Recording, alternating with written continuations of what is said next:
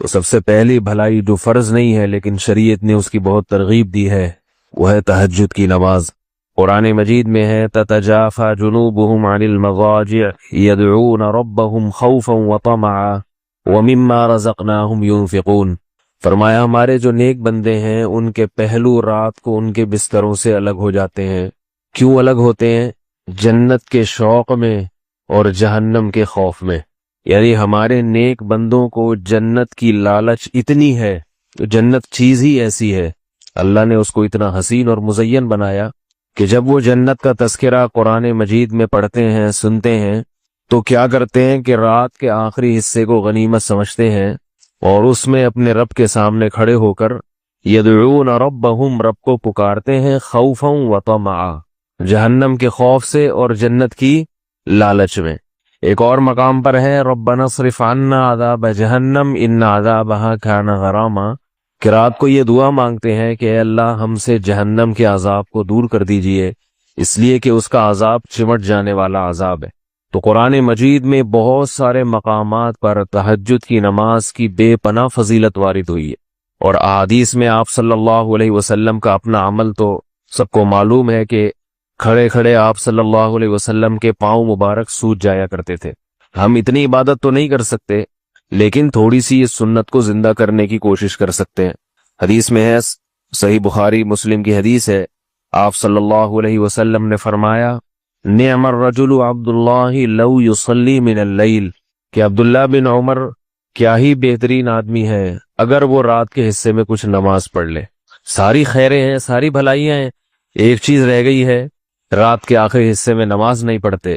تو عبداللہ بن عمر کے بیٹے حضرت سالم فرماتے ہیں کہ یہ سننے کے بعد میرے والد نے، عبداللہ بن عمر نے، کبھی تہجد میں ناغا نہیں کیا اور بہت تھوڑا سوتے تھے، ہمیشہ پابندی سے رات کو تہجد پڑھتے تھے۔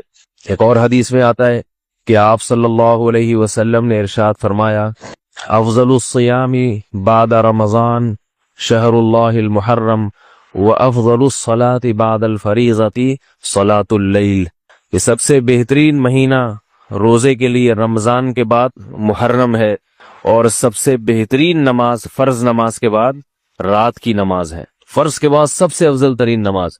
ایک اور حدیث میں ہے رسول اللہ صلی اللہ علیہ وسلم نے فرمایا کہ حدیث کا مفہوم ہے کہ سب سے بہترین شخص اور سب سے بہترین گھرانہ وہ شخص ہے جو رات کے آخری حصے میں اٹھے اور اپنی بیوی کو بھی اٹھائے، بیوی نہ اٹھے تو اس کے پانی کے چھینٹے مارے، اور فرمایا وہ عورت بھی سب سے بہترین کہ جو رات کے آخری حصے میں نماز کے لیے اٹھے اور اپنے شوہر کو بھی جگائے، نہ جاگے تو اس کے پانی کے چھینٹے مارے تاکہ اس کی آنکھ کھل جائے۔ تو آپ صلی اللہ علیہ وسلم نے اہل خانہ کو بھی ترغیب دی ہے کہ میاں بیوی ایک دوسرے کو بھی اٹھائیں، لیکن یہ جب ہی ہے جب شوہر اپنے مزاج کا ہو عورت کے، یا بیوی شوہر کے مزاج، ورنہ آپ نے چھینٹے مارے، اس نے اٹھا کے مگا دے مارا آپ کے منہ پہ، بیلن اٹھا کے سر پھوٹ گیا، تو ایسی صورت میں اوائڈ کرنا چاہیے، وہ خود ہی پڑھ لیں تو انشاءاللہ ثواب مل جائے گا۔ تو یہ بہت بڑی فضیلت ہے۔ آج کل لوگ مجھ سے وظیفے پوچھتے ہیں بہت فون کر کر کے کہ یہ کاروبار نہیں مل رہا، جو ہے رزق کی تنگی ہے، تو وہی عاملوں کے چکر میں پڑتے ہیں، کسی نے بندش لگا دی، کسی نے یوں کر دیا۔ تو قرآن میں اللہ کیا فرماتے ہیں کہ اللہ جس کے لیے رحمت کا دروازہ کھولے تو کوئی بند نہیں کر سکتا، اور جس کے لیے اللہ دروازہ بند کر دیں تو کوئی کھول نہیں سکتا۔ یہ تو بندش سب ایسے ہی باتیں ہوتی ہیں۔ تو اصل کرنا کیا چاہیے؟ وظیفوں میں وقت برباد نہیں کرنا چاہیے۔ یہ جو وظیفے بتانے والے ہوتے ہیں نا، ان کے پاس کوئی دلیل نہیں ہوتی، بس ایک اندازہ ہوتا ہے کہ یہ کرنے سے یوں ہو جائے گا، یہ کرنے سے، ایک اندازے ہوتے ہیں۔ تو لوگوں کے اندازوں پہ اور ان کے اٹکل پہ اپنی صلاحیتوں کو، اپنے وقتوں کو کیوں برباد کر رہے ہیں؟ جو اللہ اس کے رسول نے جس چیز کی اہمیت بتائی ہو، جن وظائف کی یا جن اعمال کی، ان کی طرف توجہ دینی چاہیے۔ تو حدیث میں آتا ہے کہ رات کے آخری حصے میں اللہ آسمان دنیا کی طرف آتے ہیں اور فرماتے ہیں حل من مسترزقین ارزق لا، کوئی ہے مجھ سے رزق مانگنے والا جسے میں رزق دوں؟ تو اس وقت اٹھ کے اللہ سے روزی مانگنی چاہیے۔ اے اللہ کاروبار نہیں ہے، گھر کے حالات دیکھ رہا ہے، تو نہیں ہو رہا پورا، تو میرے رزق میں برکت دے دے۔ تو بجائے ادھر ادھر اتنی دفعہ یہ پڑھو، اتنی دفعہ یہ پڑھو، جس کی کوئی دلیل نہیں ہے۔ تو اللہ کی نبی نے کیا فرمایا؟ اللہ آسمان دنیا پہ آ کے کہتے ہیں کوئی ہے رزق مانگنے والا، اور اللہ کہتے ہیں حل من مستغفر اغفر له، کوئی ہے مجھ سے گناہوں کی معافی مانگنے والا کہ میں اس کو معاف کر دوں؟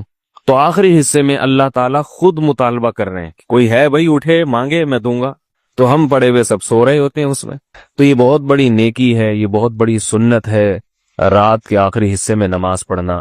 صحابہ تو بہت لمبی لمبی پڑھا کرتے تھے، اتنی ہم نہیں کر سکتے تو تھوڑا سا کر لیں۔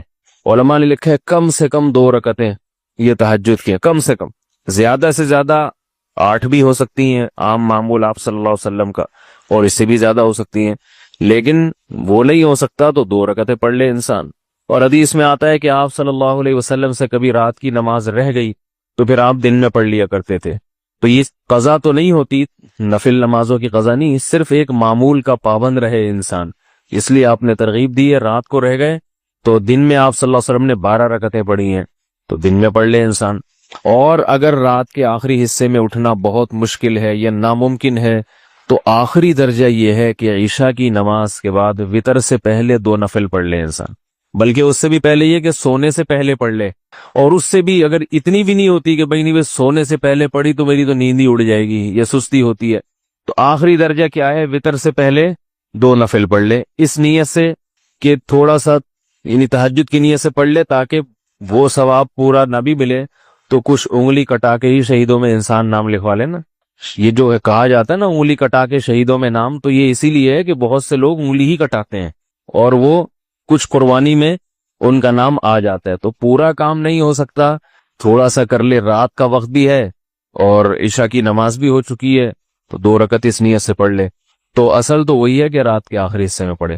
فرض نماز میں قیام ضروری ہے، بغیر ضرورت کے کرسی پہ بیٹھ کے نماز پڑھی تو نماز نہیں ہوگی۔ مفتی صاحب قربانی کس پر واجب ہے اور اگر وہ قربانی نہ کرے تو کیا اسے گناہ ملے گا؟ محمد اسماعیل۔ بھائی قربانی واجب ہے، نبی صلی اللہ علیہ وسلم کی حدیث ہے من وجد ساعة لأن يضحي فلم يضحي فلا يقربن مصلانا، صحیح حدیث ہے۔ آپ صلی اللہ علیہ وسلم نے فرمایا جس کے پاس قربانی کرنے کی گنجائش تھی پھر بھی قربانی نہیں کی وہ ہمارے عیدگاہ کے قریب بھی مت پھٹکے۔ اب بعض لوگ دلیل دیتے ہیں کہ حضرت ابو بکر اور عمر رضی اللہ تعالی عنہما قربانی نہیں کرتے تھے، اور حدیث کے الفاظ ہیں کراہۃ ان یقتدی بہما، اس خوف سے کہ لوگ ان کی پیروی نہ شروع کر دیں۔ تو کہتے ہیں دیکھو اگر واجب ہوتی تو ابو بکر عمر بھی کرتے، بلکہ انہوں نے تو نہیں کی تاکہ لوگ اس کو ضروری نہ سمجھیں۔ اس کا جواب یہ ہے کہ حضرت ابو بکر اور عمر رضی اللہ تعالی عنہما مسلمانوں کے خلیفہ تھے، لیکن مسکین اور غریب تھے، پیون زدہ کپڑے پہنتے تھے، گھر میں حالت یہ تھی ان کے کہ کہیں اضافی کھانا بچ گیا نا، گھر والوں نے بچا لیا تھوڑا تھوڑا کر کے کہ بھئی یہ جو ہے اگلے وقت کے لیے، تو وہ بھی پھر خلیفہ نے بند کرا دیا کہ یہ ہماری ضرورت سے زائد ہے تبھی تو بچ رہا ہے۔ تو ان دونوں نے اس لیے نہیں کی، اگر وہ دونوں کرتے تو لوگ سمجھتے یہ ہر ایک پر لازم ہے، غریب کو بھی کرنی پڑے گی، تو اس لیے ان دونوں نے نہیں کی تاکہ پتہ چل جائے بھائی کہ اگر کوئی مسکین اور غریب ہے تو وہ نہ کرے تو کوئی حرج نہیں ہے۔ ورنہ کامن سینس کی بات ہے کہ ابو بکر اور عمر ایک سنت کو ختم کریں گے جس کو نبی نے زندہ کیا، ہر سال نبی نے قربانی کی ہے اور حکم دیا قربانی کرنے کا، اور بتایا کہ تمہارے باپ ابراہیم علیہ السلام کی یہ سنت سے یا اصطلاحی سنت مراد نہیں ہے، طریقہ ہے تمہارے والد ابراہیم علیہ السلام کا۔ تو ابو بکر عمر کہیں گے کہ ہم نہیں کریں تاکہ لوگ کرنا نہ شروع کر دیں، تو یہ کامن سینس کی بات ہے، کیا یہ تو ہو ہی نہیں سکتا۔ انہوں نے اس لیے نہیں کی تاکہ غریبوں پر لوگ لازم نہ سمجھے، امت حرج میں پڑے گی۔ باقی اسلاف میں اس میں اختلاف تھا، بعض اسلاف اس کے قائل تھے کہ واجب نہیں ہے اور سنت موقدہ ہے، سنت موقدہ بھی واجب کے قریب ہی ہوتی ہے، اور ہر گھر میں گھر کے سربراہ اگر کر دے تو سب کی طرف سے ہو جائے گی۔ تو بعض اسلاف کا، ایک منٹ میں یہ بات کمپلیٹ کر لوں، تو بعض اسلاف کا یہ نظریہ ہے تو ٹھیک ہے، ان کا ہوگا نظریہ۔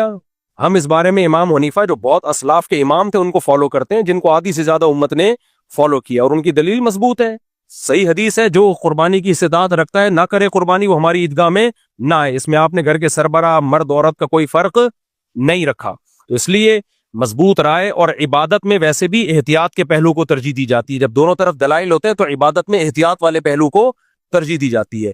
تو جو بھی مالدار ہے اس پر قربانی لازم ہے۔ مالداری کا مطلب کیا ہے؟ مالداری کا مطلب یہ ہے کہ 52.5 تولہ چاندی، جس کی آج کل قیمت کیا چل رہی ہے بھائی کسی کو پتا ہے؟ سن 2025 میں 1446 ہجری میں کیا چل رہا ہے مارکیٹ میں؟ 52.5 تولہ چاندی، جولائی ہے نا یہ، سوری مئی ہے، یہ مجھے نہیں پتا، نیٹ پہ سرچ کر لینا۔